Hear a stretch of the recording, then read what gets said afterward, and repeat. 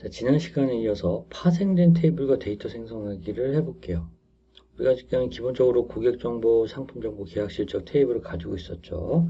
교환해서 보시면은 맨 위에 있는 이 세 개를 말합니다.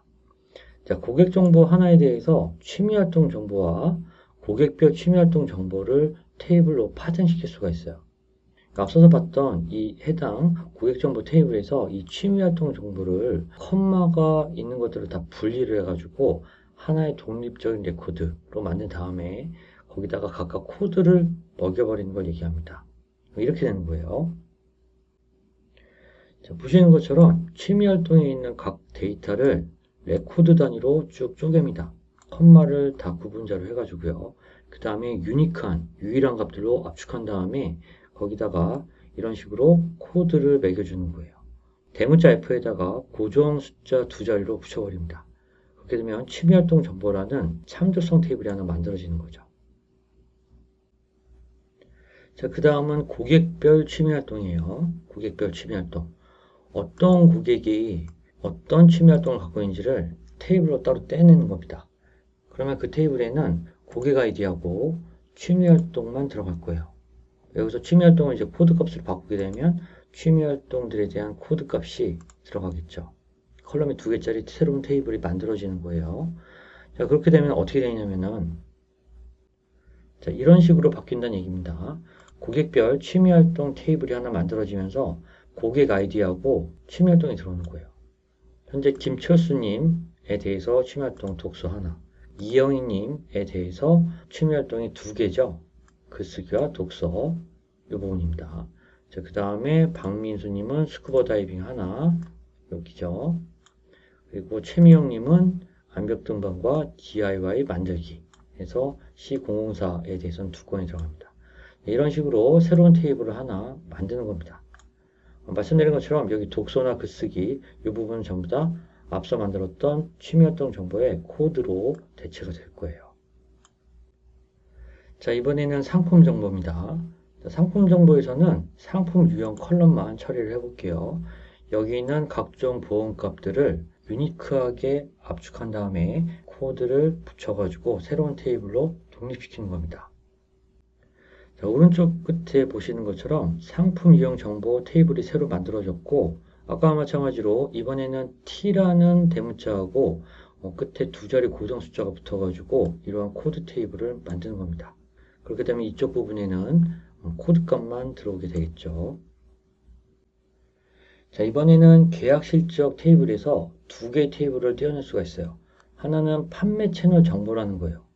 화면에 보시는 것처럼 판매 채널과 판매 채널명 이 부분을 유니크하게 잡아가지고 아까와 같이 코드를 먹이는데 마침 여기 코드는 판매 채널에 TM이나 CM, GA 이런 것들이 있기 때문에 이걸 그대로 활용을 해서 만드는 겁니다. 자, 오른쪽 끝에 이런 식으로 만들어지겠죠. CM은 온라인, GA는 독립법인 대리점, TM은 유무선 전화 이러한 테이블이 새로 생기고 기존에 있던 계약 실적 테이블에서는 이 컬럼이 삭제가 되는 겁니다. 자, 그 다음은 판매 조직 정보입니다. 자, 이 경우에는 계약 담당자에 있는 상담사들, 계약 담당자 분들에 대한 정보를 넣을 건데 이분들이 각 지역별로 또 본부별로 그 아래 속한 조직이 있을 거예요. 그 조직을 전체를 나타나기 위해서 만든 테이블인데 여기서 해당 컬럼은 업데이트 안 하고 이분들이 속한 조직에 대한 정보를 어떻게 하면 효율적으로 관리할지에 대해서 BOM 구조를 통해서 말씀드리도록 할게요. 그거는 좀 다음 시간 정도에 진행할 예정입니다. 자, 지금부터 실제로 데이터와 테이블을 만들어 볼게요. 현재 고객정보 쪽에서 파생되는 거 테이블 두 개였죠. 그 중에 일단 첫 번째로 취미활동에 대해서 테이블을 만들어 볼게요. 쿼리는 교환해서 취미활동 정보 아래쪽에 제가 기재를 해놨어요. 우선은 이 부분만 따로 떼가지고 실행을 한번 해볼게요. 자, 실행을 하게 되면은 이 취미활동 부분에 들어와 있는 각종 데이터들을 컴마를 기준으로 해서 한 레코드당 한 건만 들어가도록 데이터를 추출할 수가 있어요. 요거를 갖고 셀렉트문으로 바깥쪽에다 한번 더 씌워줍니다. 씌워줄 때 F라는 대문자 뒤에다가 고정 두 자릿수로 옵션을 줘가지고 로우 넘버를 처리해 줍니다. 자, 이렇게 해서 한번 실행을 하게 되면 어떤 결과가 나오는지 보겠습니다. 자, F 대문자 뒤에 고정 두 자리 숫자로 시퀀스하게 1, 2, 3, 4, 5, 6, 7, 8에서 10번까지 만들어진 걸 볼 수가 있어요. 여기에 대해서 크리에이트 테이블을 실행을 하는 겁니다. 자, 테이블이 만들어졌고 확인을 해보겠습니다. 취미활동 정보라는 테이블이 만들어졌고 데이터에는 방금 전에 우리가 확인한 이러한 값들이 들어와 있는 걸 볼 수 있어요. 자, 이렇게 만들어 놓은 다음에 아직은 선택되지 않았지만 앞으로 이러한 취미권도 있지 않을까라고 생각해서 만들어진 쿼리도 있어요. 두 건에 대한 인서트문입니다. 자, 이러고 나서 다시 데이터를 보면 끝에 두 건이 더 추가한 걸 확인할 수가 있어요. 자, 이렇게 해서 취미활동 정보에 대한 테이블을 만들었습니다. 자, 그 다음은 고객별 취미활동입니다. 자, 김철수님에 대해서 취미활동은 하나였죠. 독서. 자, 그리고 그 다음에 이형희님에 대해서는 취미활동이 두 개였죠. 글쓰기와 독서.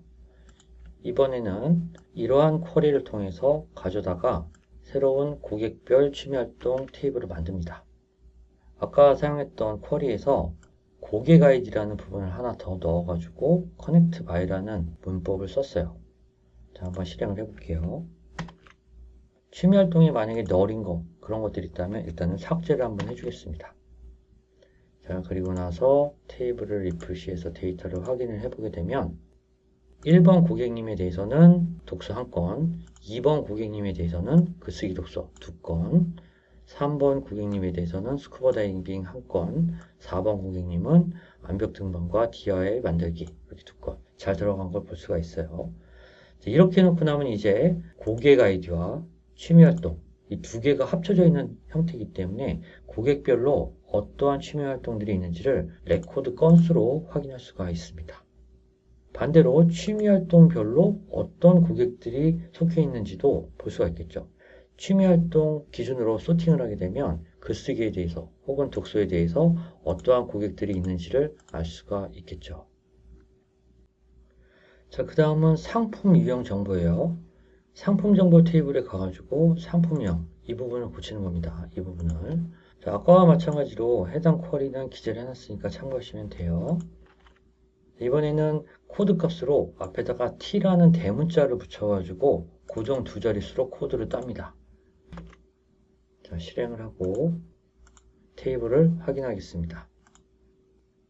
자, 보시는 것처럼 건강보험, 화재보험 시작해서 마지막에 반려동물 보험까지 순서대로 T010203 10일까지 지정이 된 걸 볼 수가 있습니다.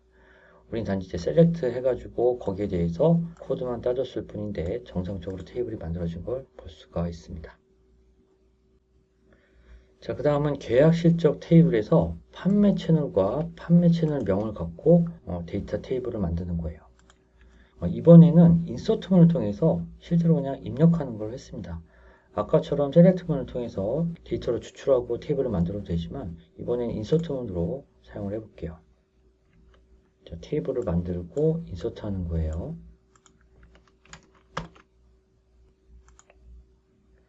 우리가 예상했던 것처럼 CM 온라인, FC 보험설계사, GA 독립법인 대리점 코드와 내용이 잘 들어가 있는 걸 확인할 수가 있습니다. 자, 여기까지 해서 고객정보, 상품정보, 계약실적 테이블들로부터 파생된 테이블과 데이터를 만들고 입력을 해봤습니다. 기존에 있던 데이터들을 활용해 가지고 코드 테이블을 만들었기 때문에 예외가 되는 그런 경우는 아직까지는 없습니다. 참고로 여기서 사용된 쿼리들은 아직까지는 좀 설명드리기가 어려운 부분들이 많아서 생략하고요. 나중에 차차 기회가 있으면 설명을 드리도록 하겠습니다.